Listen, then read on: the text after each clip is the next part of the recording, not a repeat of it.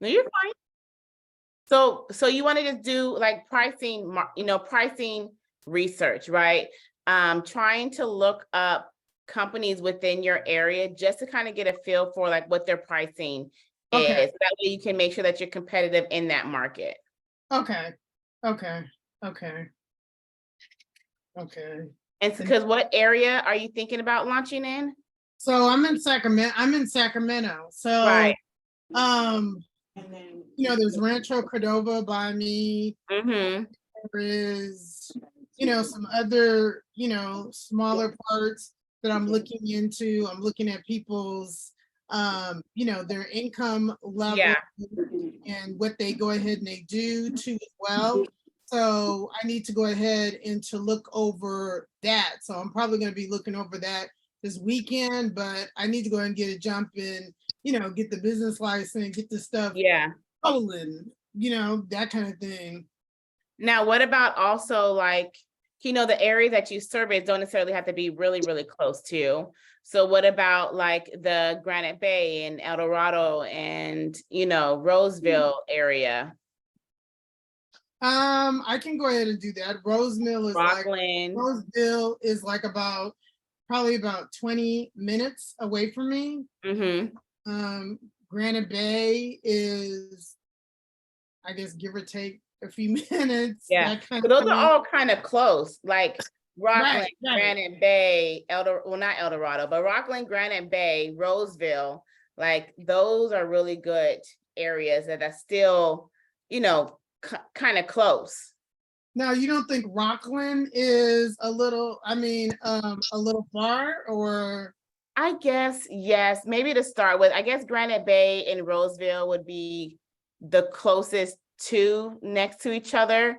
Because with Rockland, it's kind of like you can service Rockland, but you would want to have cleaners that's kind of out there already, so where they don't mind that commute. okay, okay, And then of course you have completely all the way on the other side, but like on the Elk Grove side as well, right. Green Haven and those areas as well. But now, like when you go to set up your thumbtack, and that's a little cheat code, is when you go to set up your thumbtack, and next time I set that up, I'm gonna do like a screenshot of that, because it'll let you know in what area that they predict that you'll get so many bookings per month in that area. Like it Okay, lets you know if this is a low competition area, or if it'll say like this area gets 45 bookings on average per month, or this area gets 22 bookings, or leads, I would say. So that would also give you like an idea like what area that would be like the most busiest. okay, okay. Mhm. That's good to go ahead and to know regarding that. Yeah, and then definitely downtown Sac too, because of the new arenas down there with like Airbnb units and things like that. So Okay. I feel like you have options. It's just a matter of like finding which one to start with, and then you can always expand. Right, right, right, right. Because then That's you have like all the way Natomas, and they have all that new Natomas area. I mean, I went out there last year and like past Arco Arena, well, I guess we're Arco Arena, well, still Arco Arena. Well, no, it's not Arco Arena, whatever it's called now, but like past that. golden one. I know I'm really showing my age right now. No, Arco that's okay. That's Arena. okay. Same thing. Oakland But you College. got all of that new area back up in there. Like that's also another good market. Now, the only bad thing about like they're super like spread apart. Like, you know what I mean? Like you have Natomas downtown, and then you have all the way over here, you have the Roseville area. So Thumbtack would be a good tell to let you know like which area to start with. And then you can totally service all those areas. It's just a matter of making sure that I would like find cleaners that live in or near those areas, because you don't want to ask somebody in downtown to go to Roseville or Natomas to go to Roseville. Okay. Okay.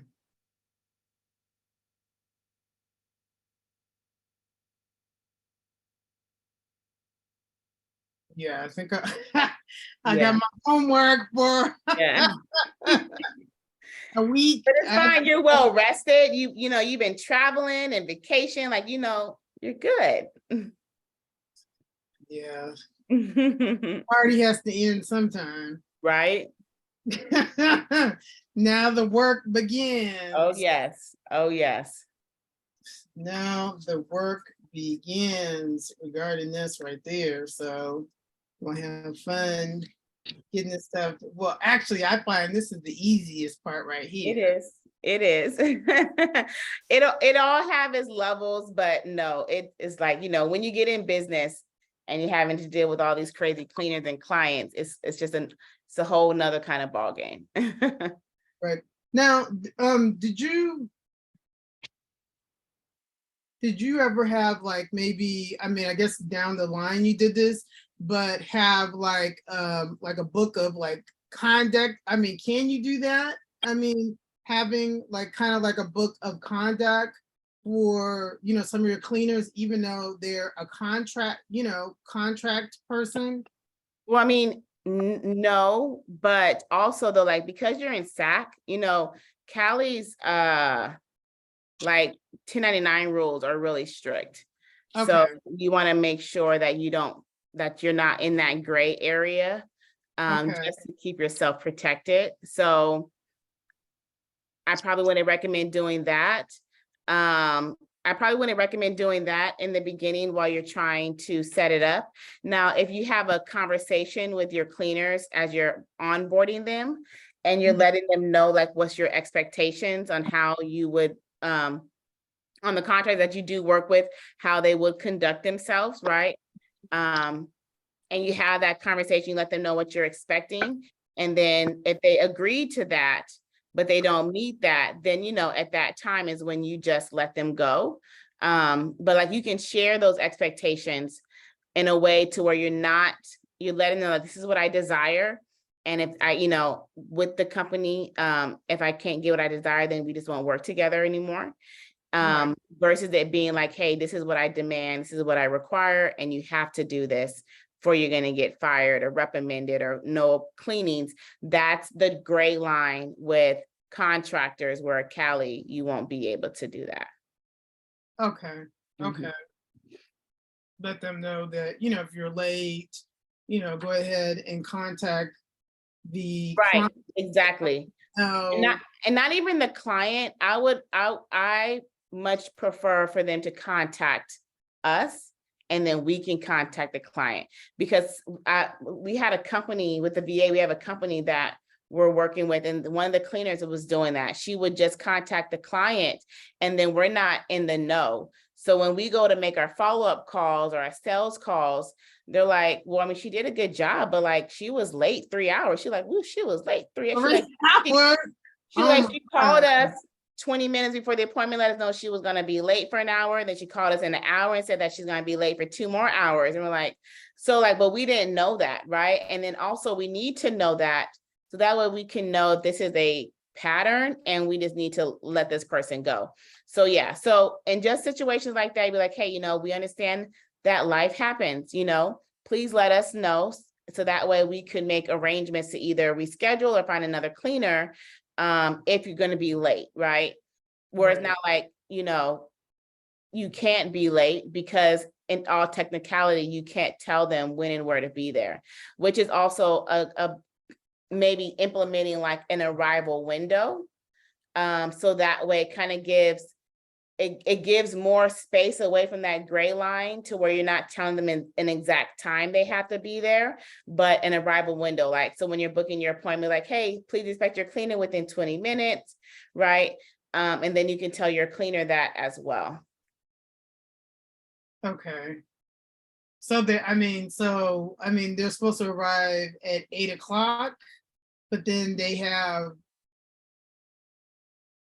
20, 15, 20 minutes, that kind of Yeah, thing? yeah, Or pretty maybe, much. I mean, the desire, you know, we tell them the desire is still for you to arrive at the booking time, but the arrival window kind of just gives gives you just that cushion. Because sometimes clients can be really stickler on that, right? They'll call and they'll be like, your cleaner is 5 minutes late, or your cleaner is 10 minutes late. And we're like, traffic, like, can we have some grace? Because traffic, right? Sac traffic is horrible, on that 80.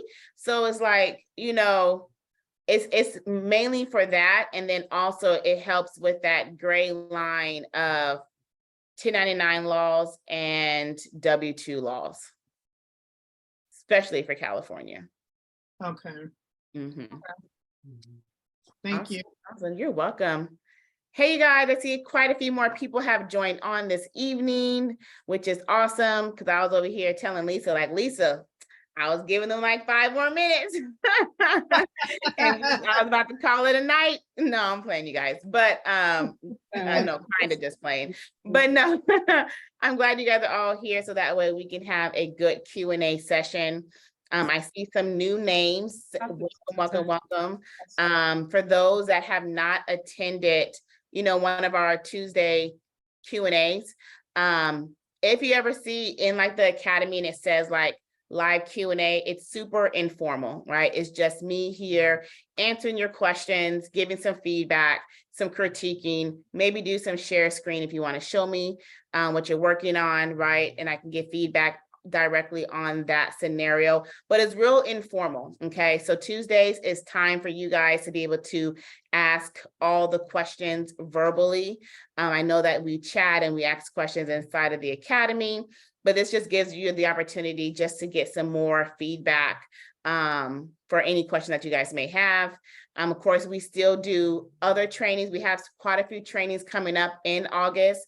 So when there are training titles for Tuesday, if it says something like the follow-up system, right, then I'll actually be talking and teaching on that specific topic. And then at the end, we'll have a Q&A on the topic that is taught. And then just, of course, also general Q&A. So those will be like on those times where like it's actually listed that. So if you ever see like an actual title for on a Tuesday night, then please try to be on time so that way you guys won't miss it. I do understand life, right? These are recorded, so that way I can't always drop the replay inside a circle and you can catch it at a better suited time. So for Q&A, you guys could either drop the questions in the chat. You can come off mute and ask the questions. And like I said, even if I need to do a share screen, if you need to do a share screen, we can roll with that as well. But yeah, I'm so glad to see all these faces. Hey, Tiffany, I saw your win that you shared, which is not of a kind of win, it's a big win. But I do want to see you start hiring though. So you are not the one cleaning, because you could 3x, 4x that revenue that you made on last month. And that is really, really what I want to see for you. So sorry, I just had to say that because I meant to send you a message, but when I saw you pop in, I'm like, oh, perfect, I can just tell you. So who would like to start with some questions, feedbacks, comments, all the things?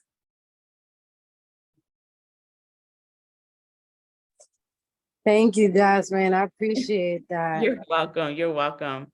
Yeah, but yeah, you're right. You're totally right. That's one thing that I have been dealing with, is trying to find cleaners, and I guess I've been amping up my marketing with trying to find cleaners. So yesterday I was listening while I was cooking, I was listening to somebody's podcast, and I think it was Mila, the housekeeper, who had something. Yeah, I think it was her. She has something where she puts up ad posts, and she only kind of hires like Spanish speaking or Portuguese speaking. And I didn't even think about doing that, but she said put the job post in the language.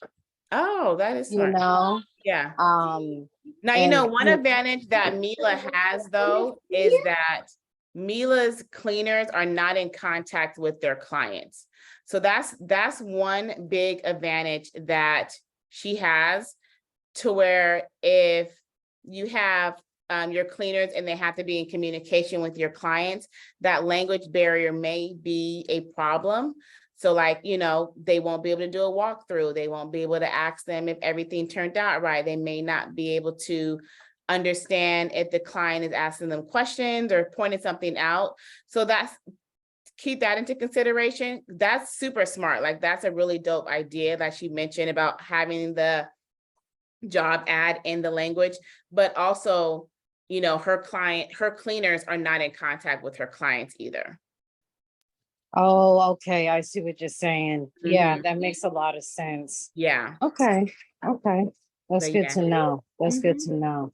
But But just yeah, keep looking, you'll find them. I promise you'll find them. absolutely. Absolutely. I appreciate that. You're Thank you. welcome. Let's see, somebody asked, I did research with flat rate pricing in my area. I still not sure what prices to use. Any suggestions? Okay, so when you're mentioning that you don't know what prices to use, is this like you found a couple of different companies that offers, you know, and have a similar feel as your company, and you see their prices and you're trying to figure out what price to charge? Or are you not really seeing the similarities of websites and instant booking within companies in that area? Because like the main thing, like for me, like when I first started, and I'm not really even super good with pricing either. In the new platform that we're working on, BusyBook, we're doing a lot of automations and some AI to what's going to help with pricing. But pricing like on your own can be kind of hard. So like literally in the beginning, all I did was I just found several companies within the area and I looked at all of their pricing, but I made sure that like their website was kind of similar. Like they offered instant booking, right? They have similar add-ons. And I literally just like went in the middle, like, you know what I mean? Like I found flat rates in Jacksonville similar. So yeah. So so let's say I found a company and I'm like, oh man, I like these prices. Like they're kind of like, you know, perfectly, like they're not super high. They're not super low. I'm just going to go with that. And then basically, so I went with those prices. I checked their reviews. I checked on like the reviews on Thumbtack and Google and Yelp and all of those things. Check out their website, you know, and I literally just went with their prices, and I figured that I would just do some moving up and down based upon feedback that I would get from my clients. Now I'm looking at several companies. I'm not going to just pick one company, and one company I'm like, oh, their prices are good. And I'm looking at their prices and they're like, you know, $100 to $200 cheaper than majority prices in the area. So as in like, if let's say I find 5 companies total and 3 companies, you know, 4 companies prices are like, you know, on the medium high side, like where like a 1-1 is 150 and a 2-2 is, you know, 180. And, you know, and then there's one company to where their 1-1 is like 90, you know, their 2-2 is just 110, right? I'm not going to go with those prices because those prices are really off the majority of the companies in the area. So that's what I mean by like making sure to charge the market price. And the companies around the area, like the real good companies, not like a solo cleaner type, they're the ones that set the market price. So it's not like a standard, like, oh, in Oregon, I can go get a 4-2 for $630. You know, like that's Oregon set prices. No, like their prices are set off of their cost of living. You know what I mean? Like all of these different things, but also what the companies out there set their prices to be. And then that becomes the norm, that becomes industry standard. So I don't want you to overthink it too much. And I hope I'm giving you some clarity. And if not, please feel free to come off mute if you're able and ask any follow-up questions. But like I said, you just want to make sure that you can find enough companies to kind of see that the prices that you're going to stick with is what's actually being offered out there in that area. Even if it's in Jacksonville. Jacksonville's a little bit closer where it's not like, you know, 100 miles down the road, but it's like, you know, 30, 50 miles is like, it's within perimeter, then you can use that, especially with those smaller areas or older areas. They may not have companies that offer instant booking. So you may have to go out to a bigger city and see what their prices are like in that area. I hope that kind of helps. What are your thoughts on same day cleanings? If you have cleaner that's available, then totally, especially if you are booking cleanings on Thumbtack, even Google sometimes is notorious for same day cleanings, especially Thumbtack. Definitely Thumbtack, more so Thumbtack than Google. But if you have cleaners where like they are available on call and like you talk them, they understand that, they talk them that they have that availability, then nothing's wrong with it.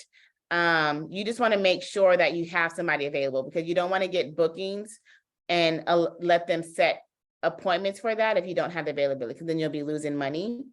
And then also just determine like if you're going to, and if you are, then what that same day pricing fee, that upcharge would look like. Would it be $50, $40? Because you do also want to have a same, that's a convenience that you're providing for them.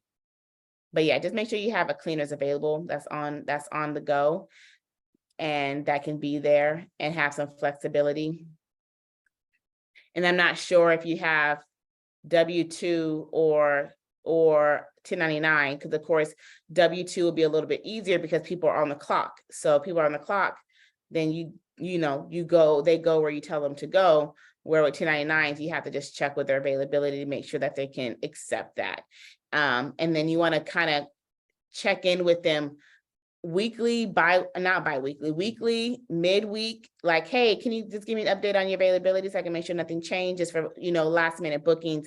I know that I can confidently book it and then let you know. Or, hey, can you always make sure if possible to respond back to my text messages? Because if I'm texting you, that means I have a fast booking or same day booking that I'm trying to make sure that you have availability for, so that way I can close the client. Good question. Any other questions tonight? Hey, Jazz. Hey, how are you? I'm good. I've been struggling today, but kind of figured it out a little bit. So how long does it take for Google to verify your business online? I don't know if there's a set time frame. I don't know if you guys saw, but like a couple of weeks ago, I posted that I actually hired somebody to help with the Google. And we're still at the verification. I don't know what's the holdup, so I need to message him and find out. So unfortunately, I don't know an actual set time frame anymore of what that looks like. Yeah. I know, it's super fun. Did you see that I had posted today an example of the video verification? Yeah, I did, but I was trying to tell you that my virtual address is about 3 hours away from me. Mm-hmm. And, they want like the video if they are to verify. So I tried and did it a different way. However, yeah, it was asking me to use a video, and I was like, okay, it's 3 hours away. It's a virtual address. So how am I going to prove that? Well, one thing is that you're not going to be able to use a virtual address. So that's the one thing that is keeping you from it being approved, is a virtual address. I know like maybe a month or 2 months ago, maybe, I don't know how long ago, I had posted some new some new information on like Google verification requirements. Mm-hmm. And one of the things is that they do not allow any virtual address. The only way that they would allow a virtual address. Now, this is what like I read, right? Because I know sometimes people are still providing or getting other information, but this is like what I got exactly off of google.com. Yeah. I told the people like, show me where this says this at. And they sent me the link. So instead of having the virtual address, like you'll literally have to provide your home address and then select your business that you'll be providing the services at your client's home, and that you will not have anything, on site. So that way you'll be able to hide your address. And then with your address being hidden, you don't have to worry about anybody seeing it, but then you can still get your thing verified. Okay, so it's about putting your home address and then going for verification and then hiding your address again. Yeah, well, no, not necessarily again. Like when you put your home address on there, they'll ask you, do you provide service at this address or do you provide service on site at clients? And once you said do that, like you can hide your address. So nobody would be able to see it. Okay. Mhm. Another thing, I sent you an email on advertising on Indeed for, looking for cleaners, Uh-huh. and the category wasn't there for Oh, yeah. it was like showing me different stuff. So I went to human resources and found like some contractors. I Mhm. used that, and then I went to use the free ad, and then today they sent me like, oh, you cannot even advertise on here, and kind of blocked me. Oh, Yeah, so I was like, what did I do wrong? Because I yeah. want everything. However, I just went to try it out with the free ad and see how it works. Yeah. Yes, that has happened to one of our clients also with them getting blocked. And then we had a situation to where like we tried to set it up, but the company was in another state. So then they got blocked and we had to like have this big old long, email verification for them to unblock it. So unfortunately, I think you're going to have to reach out directly to them. Reach out directly to them and also ask them. Now, let me send this text message real quick. Also ask them what can you do for it not to get so that way you can get it unblocked. Now let me ask this person what she uses when she fills out the Indeed, because she's the one that does our Indeed. And let me see, Indeed job category. Is that it? Is that it? Yeah, I was trying to Google it. yeah. I took a screenshot and sent you what I was looking at. Yeah, And there's nothing like cleaning residential. it doesn't. I think, but I think my email response was maintenance or personal care, right? Yeah, it wasn't under that. Yeah. I checked it out. So I don't know how people advertising Indeed, but I couldn't find the section for cleaning and, any of So that. and then you may want to ask them that as well. I just sent that text message. I needed to send it right then and there so I won't forget. But yeah, definitely email them so that way you can find out how you can get your account unblocked, what kind of verification you need to do. And then also let them know like who you're trying to hire. So that way they can kind of let you know what category to select. Okay. And then another thing, I put up an ad on Craigslist. And I haven't got anybody applied for the job yet. How long does it take before you start getting people coming in? Because Indeed blocked me, so I was like, okay, let me try use Craigslist. What Now, platform can I use as well? for Craigslist, I've never actually created a job ad and like a job post I normally like approach them. I go searching for what they are advertising their services for, and that for them looking for clients. That's how I normally look for cleaners on Craigslist, not necessarily like creating a job ad and sharing it or posting it on there. Okay. Mm-hmm. So, well, another question I had was about business credit. So starting out, like, how do you start with this whole business credit thing? I was trying to watch your interview on YouTube, but I couldn't get it with your husband, credit stuff And there's some other credit ebooks, and if you go into like, I don't know what section it's under or the name is under. If you search like business credit ebook, you'll be able to find it, and then I'll go in there and tag you in it as well. But like the main thing is you want to just make sure that you have positive income coming in, that your bank accounts don't ever overdraw, that your accounts stay in positive, positive balance, right?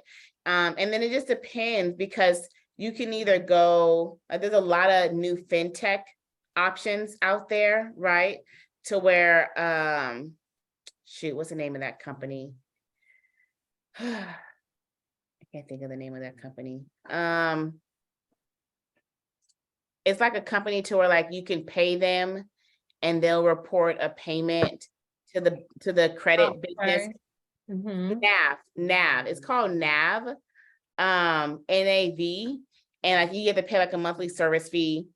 It's kind of like, in a roundabout kind of way, like in the moment, you're not really like getting anything anything tangible back from them. But I think it's a $40 fee, you pay them once a month, and they will report that payment to the business bureau. So that way you can start building up the business credit. But there's a lot of different fintechs out there. So like Blue Vine, they offer business credit to where it goes off of your balance.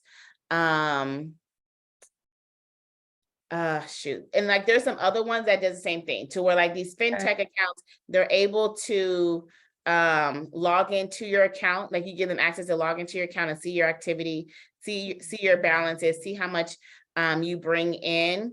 And then they're able to approve you based upon that. And depending on how much you bring in, it's really just based upon that and not necessarily your credit score. So that's like what a lot of these new fintech companies do, right?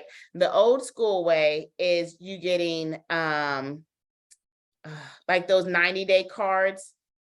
Yeah. I can't think of the name of it, but like, like Uline. Yeah. Right? You applying for those type of accounts, building up positive credit and positive payment history. And then from there, you're able to start applying for like second tier level type of credit accounts. So either like business credit accounts with credit unions, or like local banks, or like a Truist, right?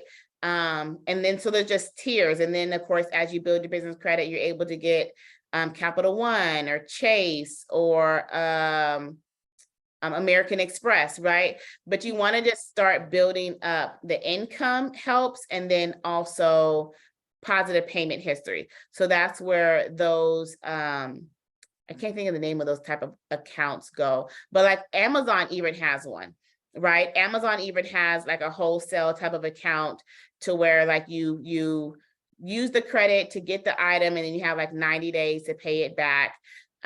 So it's just about building credit. Now,